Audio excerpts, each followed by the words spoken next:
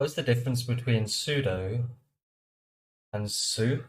Well, sudo stands for super user do, basically an elevated privilege without having to change the user account. So for example, if we wanted to cat etc sudoers, we would need a higher level of privileges.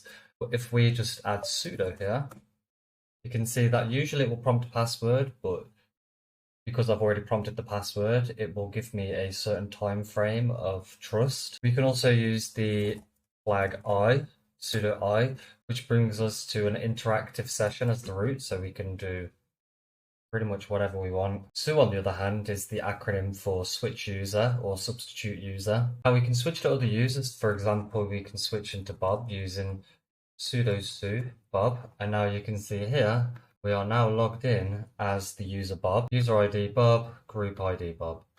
So that's us in Bob. We can exit out of there to go back to the main one. Or we can just use su Bob. So we could do su Bob, enter the user's password. Here we are in Bob. So sudo lets us issue commands without having to change the user. But you also need to have an entry in etc sudoers to be able to execute these permissions. Or just type in su will help let you change into root if you have a root password. So when using sudo, it will ask for your password. When using su and the user, it will ask you for the user's password. So what should you use, sudo or su? Well, personally, I would say just use sudo because if you've got the permissions anyway, it does everything that root does. The only time I think I would use su is if I was going to switch the users, or maybe if there was like a legacy code which used su. But I think personally, sudo gets the job done, gives me the permissions I need.